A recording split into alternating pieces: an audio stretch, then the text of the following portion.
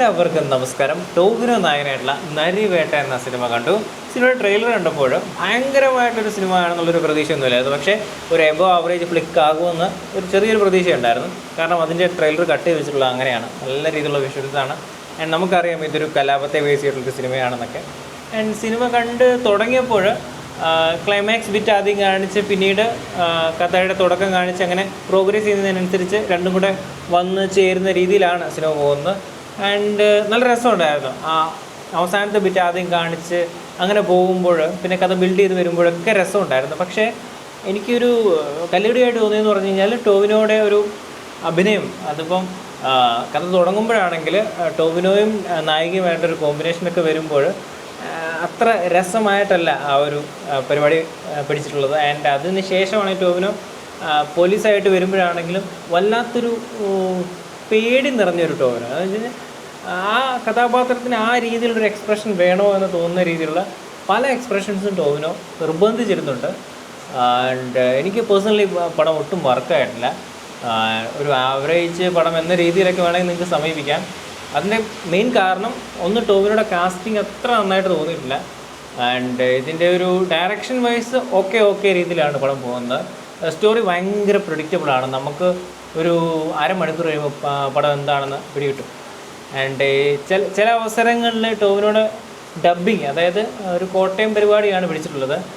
അതാണെങ്കിൽ തന്നെ ഒരു പോലീസ് ഓഫീസറിന് ചേരുന്ന രീതിയിലല്ല അത് പോയിട്ടുള്ളത്. ടോവിനോ 3 ഷെയ്ഡ്സ് ഇതിൻ്റെ അകത്ത് കാണിക്കുന്നത്. ആ 3 ഷെയ്ഡ്സും ഭയങ്കര കല്ലുകടിയാണ്. അത് അഭിനയം കുറച്ചും കൂടെ വർക്കാവാനുണ്ട് ഈ ഒരു ക്യാരക്ടറിന്. ഈ ഒരു ക്യാരക്ടർ ഡിമാൻഡ് ചെയ്യുന്നുണ്ട് നല്ല രീതിയിലുള്ളൊരു പെർഫോമൻസ്. അത് ടോവിനോയുടെ ഭാഗത്തുനിന്നും വരുന്നില്ല. ടോവിനോട് ഇതിന് മുമ്പത്തെ ഏതോ ഒരു പടത്തിൻ്റെ രീതിയിലുള്ളൊരു പേടി ഉള്ളിലുള്ളൊരു അഭിനയമാണ് നമ്മൾ കാണുന്നത്. ഭയങ്കരമായിട്ട് പേടിച്ചിട്ടുള്ള പരിപാടികളൊക്കെ പുള്ളി ചെയ്യുന്നുണ്ട്. ഒരു സീക്വൻസ് ഉണ്ട് പുള്ളിക്ക് അഭിനയിച്ച് തകർക്കാൻ വേണ്ടിയുള്ള, ആ സീക്വൻസും പരാജയപ്പെട്ടു പോയിട്ടുണ്ട്. ആൻഡ് നായികയുടെ പെർഫോമൻസ് പോരാ.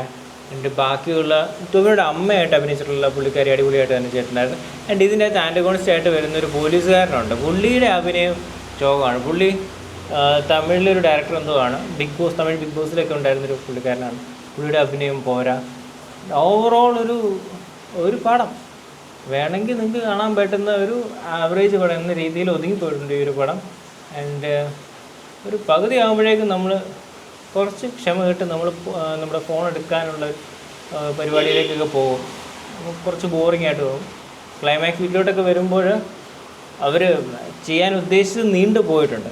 കുറേ അധികം ട്രിം ചെയ്ത് പടം ഒരു 1.5-1.25 മണിക്കൂറിൽ തീർത്തിരുന്നെങ്കിൽ കുറച്ചും കൂടെ വർക്കായേനെ.